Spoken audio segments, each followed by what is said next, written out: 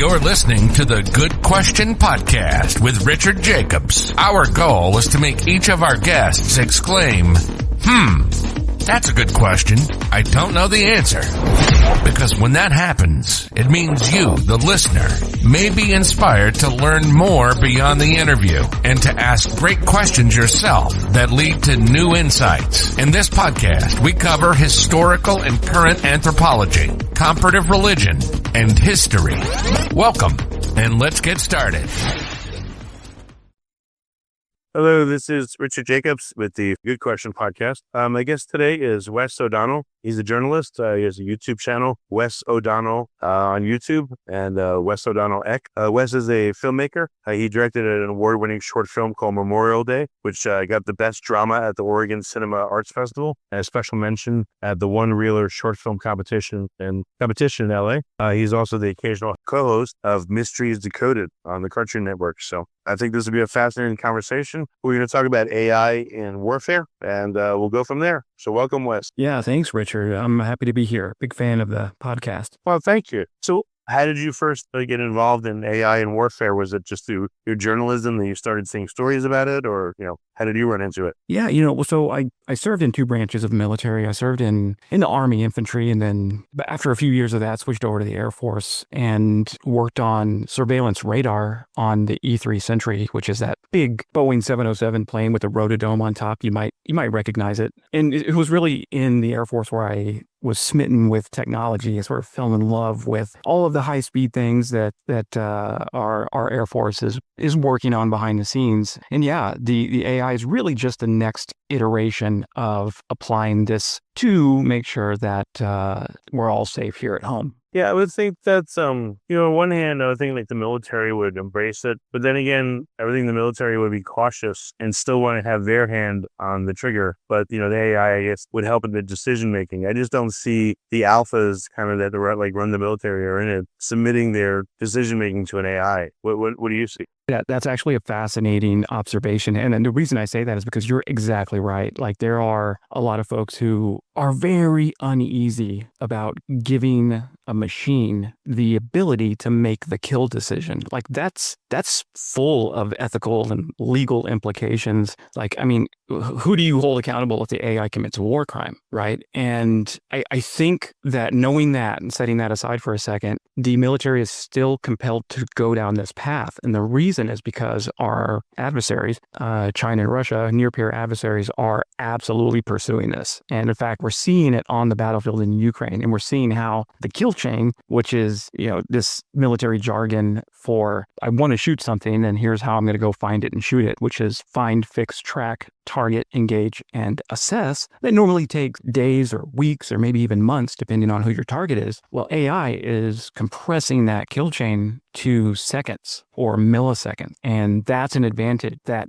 our own military, the U.S. military, cannot allow to just be a capability of the opponent. Yeah, I mean, I'm imagining, I guess, the people are now by far the most vulnerable component on the battlefield. I could see a bunch of people fighting in some urban area. Facial recognition is identifying who they are kind of instantaneously. And then, maybe you'd have, manless turrets or something that take out certain people right away, or certain air defenses or things that launch towards them. The leaders of it, they can target exactly who they want and just take them out quick. Yeah, I'll tell you this, as an infantryman in the 101st, there's a certain uneasiness. There's like this cold feeling when or you think you're being hunted by a machine. Like, I mean, at least if you're gonna get shot, at least have it be from another human, But is it different when you're facing a human opponent versus a machine? You know what? It's really tough to put your finger on, but in my mind at least, and I'm just imagining because I've myself have not been hunted by AI, but it's almost primal. It's the whole reason why we have these super popular sci-fi shows like Terminator and Matrix, and where this cold, heartless, that doesn't feel any emotions, its only job at the edge, where it's doing all of its processing on the drone itself. It's not calling home. It's not getting permission. It's making the decision itself in real time right there. To me, that just seems psychologically, it seems very, very cold, I guess. Well, it's not nearly, it's not a life and death situation, but in playing chess online, I played against bots, and I don't think I'm deceiving myself. Like, you can feel there's a difference. It makes no sense that you should, but the moves and the way it moves and everything is just odd. And you do get the feeling like this is not a person. So I guess that would translate to the battlefield times 10. Yeah, because humans just have a certain way of making decisions. And, a machine is going to figure out the most efficient way. And that might be a way that a human has never conceived of before. And no, I mean, it's absolutely simultaneously fascinating and terrifying all at the same time. And just to clarify here, because I think AI, as we're talking about it, has sort of, I think there's a bit of exhaustion in the public right now because of all the AI marketing around AI apps and large language models and ChatGPT-5 and whatnot. And so just to clarify here, when we're talking about AI and war, we're not talking about large language models. What we're actually talking about are these narrow AI systems that are trained on a very narrow, very specific set of images so that they know what an enemy looks like, what's the difference between a T-72 tank and a cow in a field, and then can go through the process of that kill chain that we talked about and decide right then that, okay, I'm going to go down there and I'm going to destroy that. Yeah, that's crazy. And I know narrow AIs can outpace a human because, again, it's narrow and they can find answers in the solution space. I guess I'll call it that. Like you said, people will never think of. Here, I've seen it playing video games. AI is doing it. They had one that played like Breakout, you bounce the ball against the bricks and it was able to like work through the screen and do all this crazy stuff to win that people hadn't thought of, at that point. So I could see the same thing happening with AI in the battlefield. Yeah, it's ruthlessly optimized to have this millisecond response. Really, no waiting on anything from the cloud, no spinning up extra RAM. And there are boards. There are like NVIDIA makes boards. In fact, one was found inside of a Russian Shahed drone. So we know that they're starting to implement AI on the battlefield on the Russian side. And there are these custom boards that are just perfect. I mean, perfectly trained, perfectly designed to use low power consumption and still have the AI be able to completely be reliable and jam-proof because there is no connection between the operator and the AI drone. It's out there on its own, making its own decisions. So what, the AI still has to inhabit something. It has to inhabit a missile or has to inhabit a drone or a tank or whatever. I don't know what you call that. I guess the embodiment of AI inside of the embodiment of AI. Like, how does that change how these objects react? Like, have you observed or spoken to military personnel or seen yourself how AI that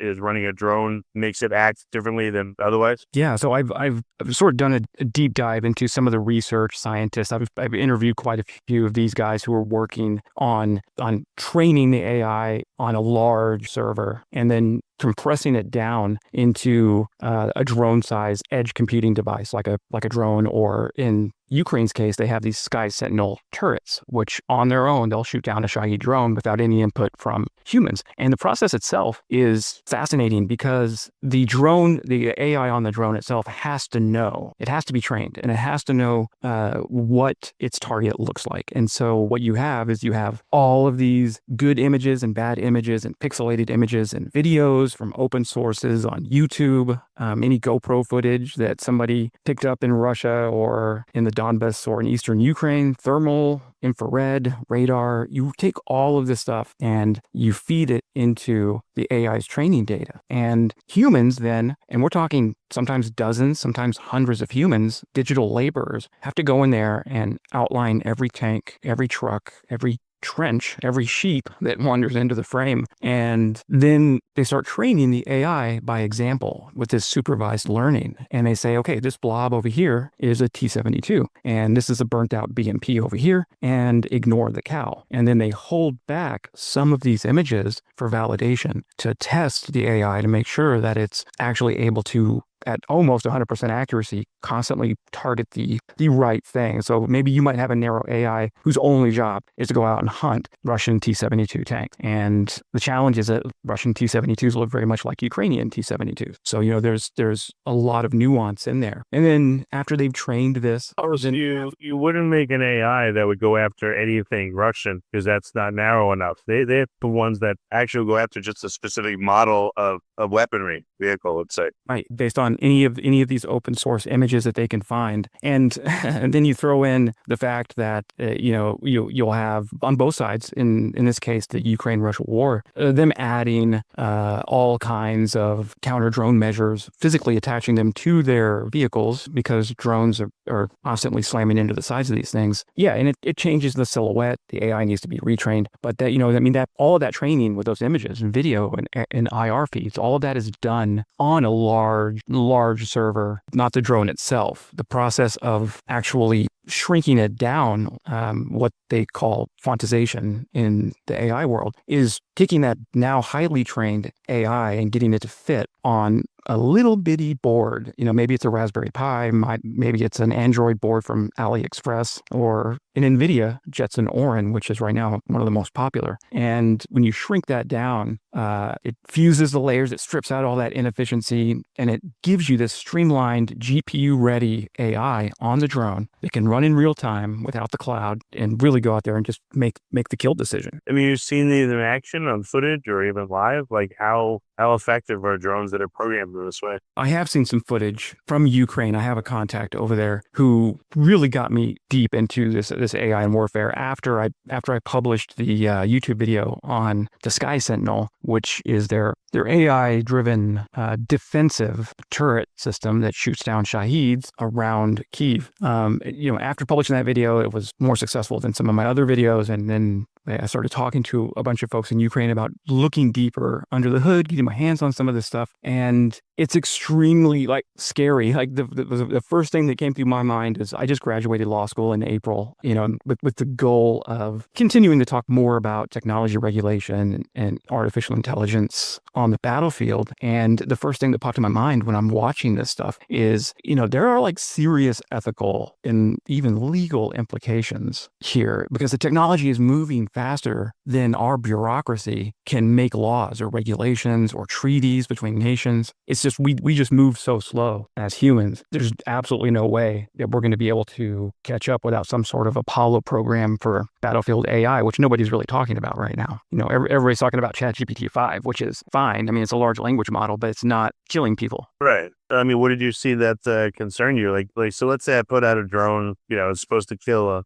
certain tank, and it somehow blows up civilians in a pickup truck or something. Who's responsible? Or in because it's in war, no one's responsible. Or is the operator responsible? Is the programmer responsible? It kind of sounds like with autonomous vehicles, same thing. A lot of the same issues would come. Yeah. To your point, I saw a test in Western Ukraine with an edge AI that was trained on T-72s that was sent up, and it was, of course, a burnt out. It was like a test. It was one of the ones they had towed into this test range, and it was still identifiable as a T-72. And it was a demonstration of the ability of the AI to recognize it and then dive bomb itself into it. And the speed that it did it, it was in the air, and the next second it's already diving in there, and it's already sort of performing a suicide run into the T-72. I mean, it was mind-boggling. And you have to imagine what's going on in the AI's brain as it's doing this. It's looking through all of its images, it's looking through its training data, it's remembering, hey, this is a T-72. I need to go fly myself into this and blow up. And so we're talking milliseconds. It's sending a query to its decision engine for a yes kill or no, don't kill this vehicle order. And, the machine's confidence is high. It issues the kill order to itself. It transmits its geolocation via Link 16 for damage assessment drones to find and look and see how successful it was later. And then the drone dives right into that structural weak point that it's been trained on that T-72 or on that Russian tank. And it, of course, it incinerated itself when it did that. And it was just my brain couldn't follow that path at the speed that it had already done it. It just happened. It's 6 milliseconds. I mean, it was incredibly fast. And so that's, for me, I'm definitely pro-Ukraine. I've been writing and making videos about Ukraine for quite a while. And I think them using this technology is absolutely essential because they're facing an existential crisis. But for the rest of the world, we should probably start talking about this because, once. So the thing is, you're watching it. Okay, great. How about various other governments? Israel, is Israel using this stuff in Gaza? They make a lot of drones. What are they adopting and learning from this? The Ukraine war is a huge live lab where all kinds of stuff I'm sure is being tested. I can't even imagine what's being learned and now is coming into play in other conflicts. Yeah, you mentioned Israel. So Israel has a scope called the Smart Shooter Scope, and it has very, very small onboard AI just in this scope. And this scope goes on regular soldiers' rifles. The U.S. military bought a few hundred of these things, and they've also been sent to Ukraine for the Ukrainian military to use. And what it does is the AI in the scope is helping whoever is shooting at a drone in the sky with a regular assault rifle. It pull the trigger. It doesn't allow a bullet to go until the AI lets it go, if that makes sense. So you're aiming at a drone in the sky with this smart scope, and you pull the trigger because you think you have the drone in your sights. The AI is like, oh, I disagree. I'm going to wait for 2 more milliseconds, and then I'm going to release the bullet. And it does, and it turns out it's brilliant at swatting drones out of the sky. If you're, that's like a last resort. If you're an infantryman and you're caught in the open with a drone coming at you, you don't have a shotgun on you, which is moderately effective against small FPV drones. Then this is a great tool. But this is going back to Israel is absolutely starting to find uses for AI in all kinds of different weapon systems. What are some of the other uses besides just, oh my God, as he diving, killing, shooting, what else? Yeah, it's really just the sky's the limit. I mean, if you can imagine it, any inanimate object, you take a legacy Tomahawk missile, that was like the darling, the belle of the ball of the Gulf War era, where we had these Tomahawk missiles, this legacy marvel that would go through the old kill chain, the find, fix, track, target, engage, assess. It would go into Iraq and it would hit whatever target its human programmers programmed it with. But if you think about the process of an old Tomahawk missile, it was human finds the target, human plans the mission, the missile gets launched, the missile follows its orders, but it can't talk back, it can't reroute, it can't improvise, and hopefully it hits the target. Hopefully the target is still there by the time it gets there. And so if you were to take, let's say, an NVIDIA board or whatever AI board that you want to put in there after you've trained it, then now the weapon is launched, the onboard AI searches, identifies, selects the best target in real time, and all of the navigation and targeting is done completely on its own, and it all happens at machine speed within milliseconds. And so really any weapon system that you can imagine has potential to upgrade with AI. And, the U.S. is absolutely moving in that direction as well. I can see you're going to have observational drones or equipment, for an area where there's a problem happening. And then once they target someone, if they have other assets there that are just sitting passive, but their only job is to kill, from what you're saying, within like a second of identifying a target, someone could be killed. Yeah, and that's one of the things that I've written about in the past. Over on my Substack channel, I had just written sort of a primer on AI and war. And one of the things I mentioned in there is like, how do you keep track? How do you keep track of like who's getting killed on the battlefield if it's happening this fast? I mean, it's going to have real implications for, not just keeping track of casualties, but also knowing whether an objective has been cleared or not. And yeah,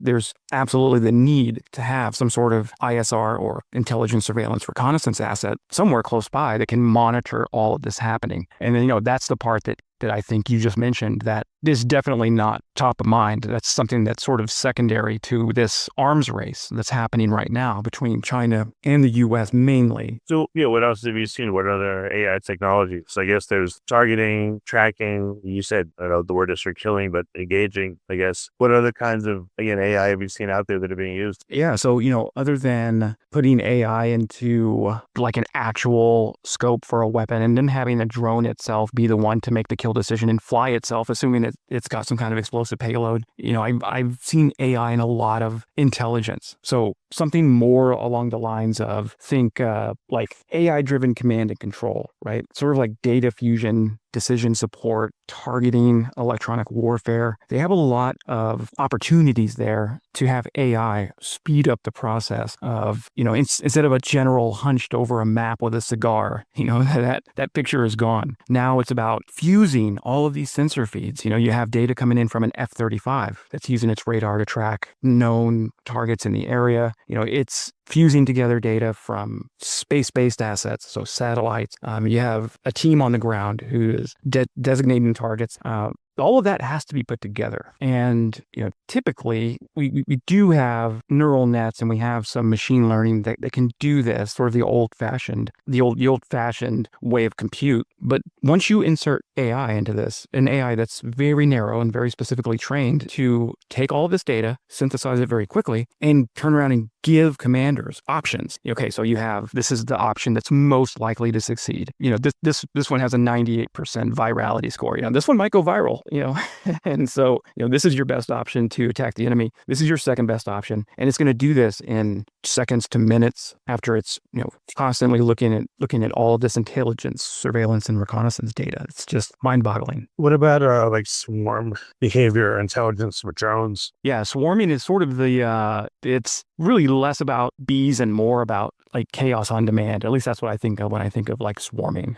So when we think about that, we're thinking about dozens or hundreds of drones or uncrewed ground vehicles or boats that are able to coordinate as a team and sort of overwhelm defenses, spread confusion, and generally make life miserable for anybody with a radar. And so having these military AIs on each of these drones talking to each other and coordinating among each other, that's the next evolution of AI in war, at least in my mind, because that's, we were talking about this stuff is scary. That's really, really scary. That's the next level of scary, to have these I guess it's the same primal psychological reason why you accidentally stumble on a beehive and now you're being chased by a swarm of bees, because one is absolutely going to hurt, but when you have them talking to each other, communicating with each other, and correcting their own flight path and coming up with the best way to carry out its mission, whatever its mission happens to be, it just, to me, that seems I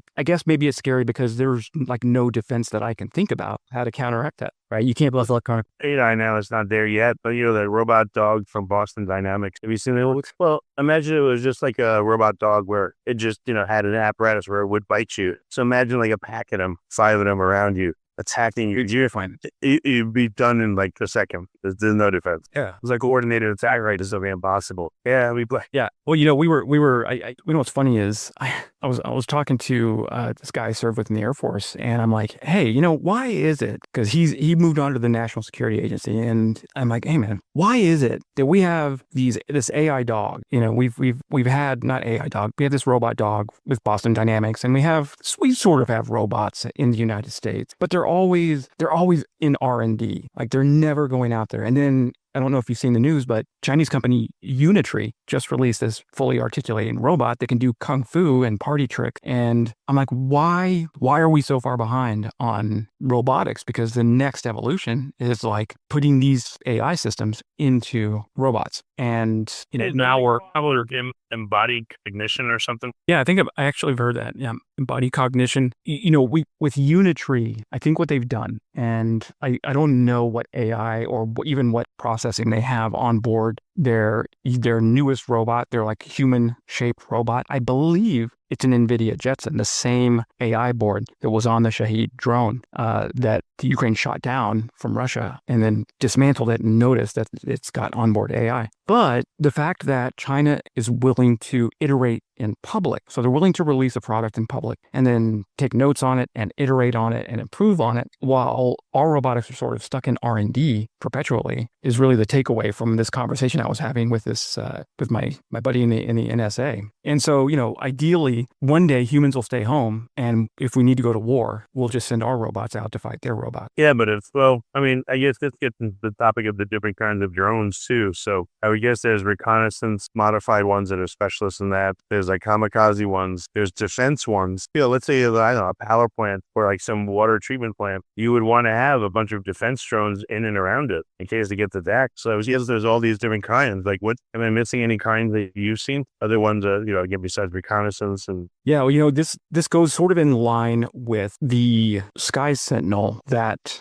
United 24 was running. It was sort of a fundraising they were running at $100,000 per AI turret. They were trying to surround Kyiv with 10 of these things, so $1 million is what they were trying to raise for 10 of these turrets. You put a turret with a 50 caliber machine gun that on its own engages. You don't need to have a person sitting there controlling it and doing the manual targeting. It's using its own onboard AI to recognize a Shahed drone and then pull the trigger and shoot it down. Having this sort of counter AI and this electronic warfare, I mean, I think there's absolutely uses there for not just sort of the AI-driven command and control, which I mentioned, and this counter AI or this defensive AI to sort of get in the way of these incoming enemies AI. But I'm just counting how many times we're saying AI in this podcast. There seems to be quite a few. But then there's information warfare, right? There's AI-powered influence operations, AI-powered deep fakes or botnets. Then we get into like the gray zone of modern warfare, which is having all of these armies of bots try to destabilize governments or sway opinions or just sow confusion. Is there a kill switch required on any of this equipment, or is there a Geneva Convention or some equivalent for what is allowed and what is not allowed in autonomous warfare? I thought years ago there was, but I would guess now it has to be totally rewritten if it even exists. Not that I know of. I do know. So when I was in the infantry, we were once tasked with guarding Patriot missiles on the Iraq border, and we had this quick reactionary force that would drive out and respond if somebody got too close to the perimeter of the Patriots. And we would frequently have these Bedouins herding their sheep through the desert, and they would constantly get too close, and we'd constantly have to go out there and turn them around. But the SOP, the rules of war, as we were issued them at the time, allowed us to take fire with live ammo if the perimeter was threatened. Now, obviously, we're not going to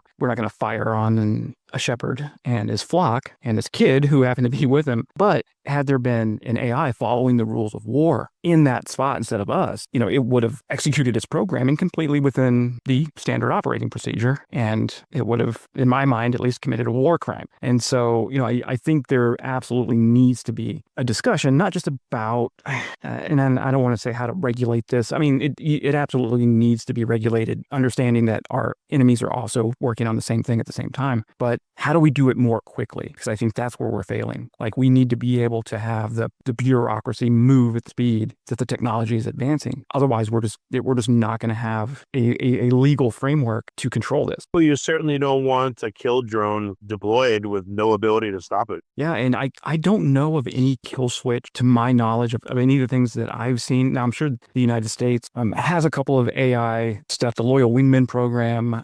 They have some 6th generation jets with some AI implementation. I guarantee the U.S. is very kill switchy, if you will. I mean, just knowing the military, then I'm in there for 10 years. Yeah. Now, I don't know. I can't say that for China. I can't say that for Russia. Although I think Russia is a lot further behind places like the United States and Israel and even Ukraine when it comes to AI and war. And that's simply because the sanctions have made it somewhat difficult to get their hands on some of these more advanced AI boards. Oh, yeah. I mean, bad actors, they would only do it, I guess, for practical reasons where it couldn't be turned against them. But other than that, why would they care? As they say, it's against the law to do or have X. Well, a criminal by definition, or your enemy by definition, why would they care? They would just do whatever it takes. No, exactly. And, here's where it gets, I think, scary, is that this isn't confined to nation states. So I know we've talked about the US and Ukraine and Russia, but there's the garage innovator, right? There's these teenagers who can have a 3D printer and a credit card, and they can put together an FPV drone with AI on board. And you can go buy a Jetson Orin module right now on Amazon for $500.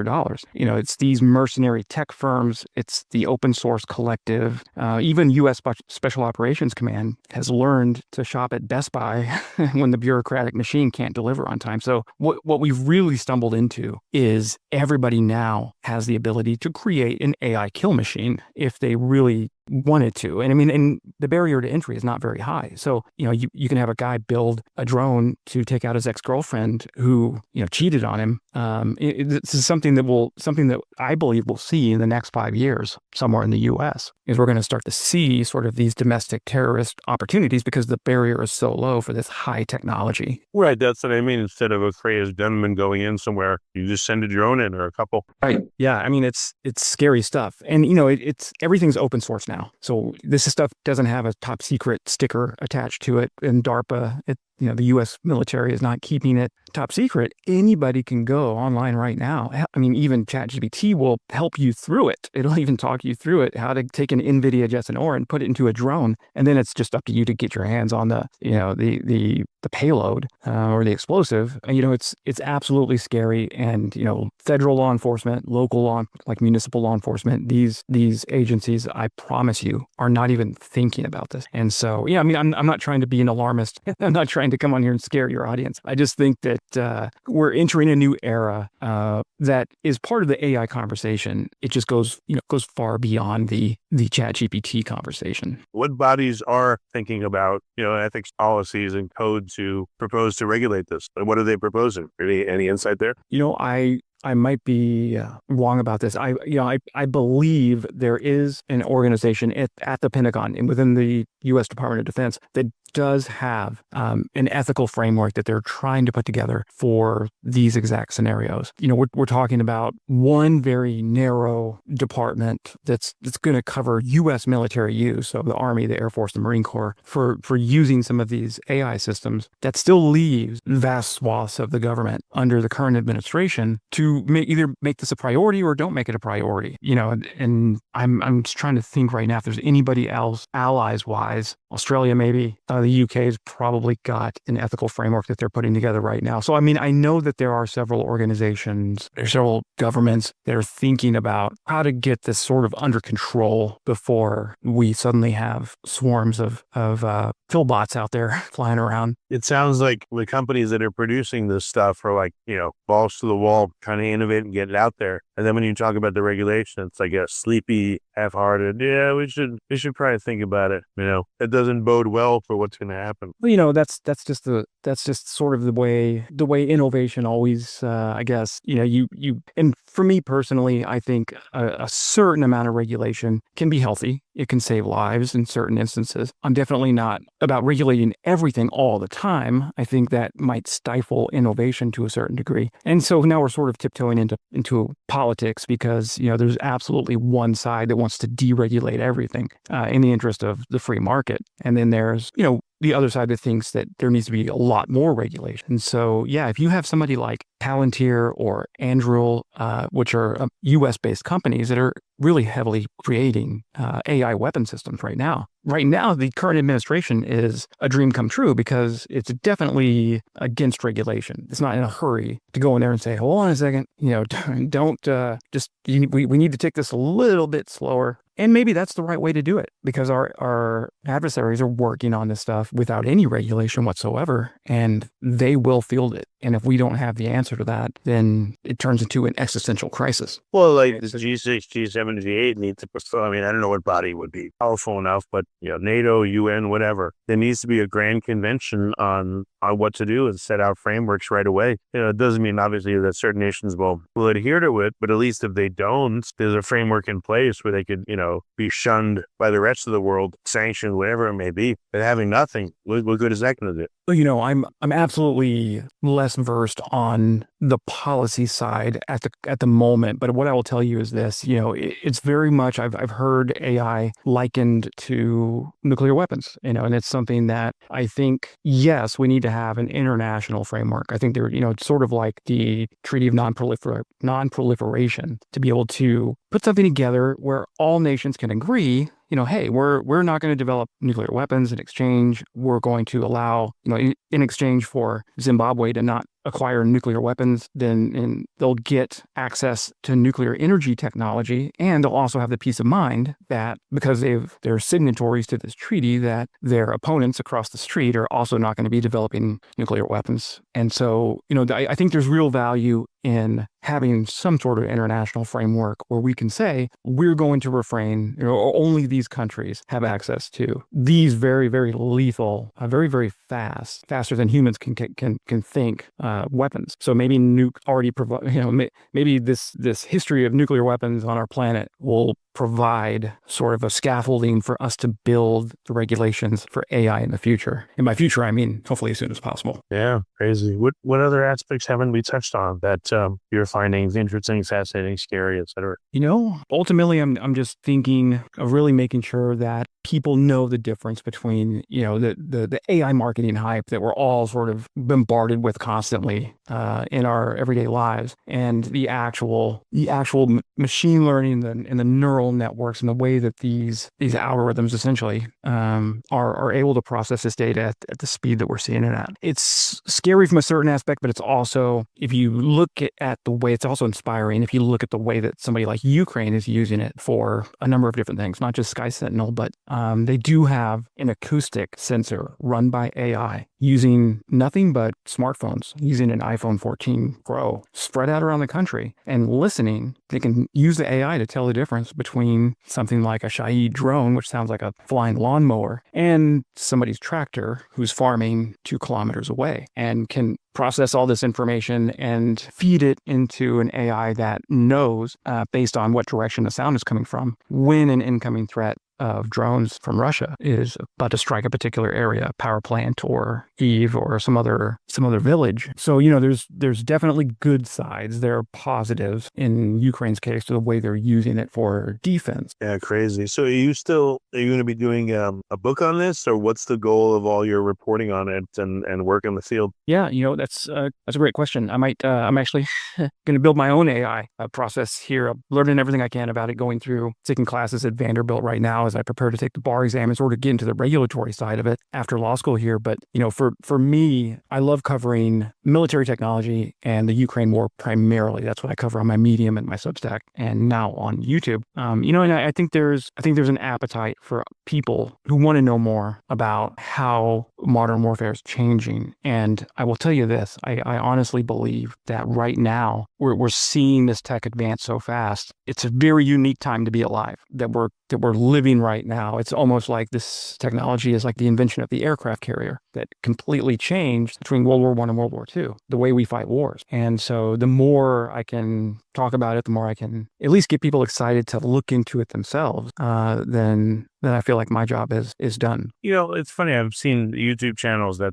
like Caspian Report, other ones that talk about, again, various conflicts, but I don't know, maybe I don't look for them, but I rarely see anyone that looks at conflicts from like a technology perspective. Like, again, Ukraine-Russia war, like, are there any channels that look at it strictly from what technology both sides are using and how's that affecting the battle? That's a great question. I haven't come across any who are really focused on military technology specifically. I've definitely seen a lot of international relations channels, like Task and Purpose is one of my favorites, and Chris Cappy. There's a lot of great channels out there. I just started my YouTube channel. It's actually this month last year. So it's been a full year now. When I started my YouTube channel, I had 200 subscribers, and we've gotten up to 90,000 in just a year. And that tells me that there's definitely an appetite or a hunger for this information out there, at least in the YouTube space. And so, yeah, I'll keep talking about it as long as people keep showing up to listen to the smut I peddle on YouTube. Well, very good. So where can people find you on YouTube? Let's just reiterate. And where else do they find you, Wes? Sure. Yeah. So I just use my own name on both Medium and Substack. And in fact, if you were to go to wesodonnell.com, I've turned my website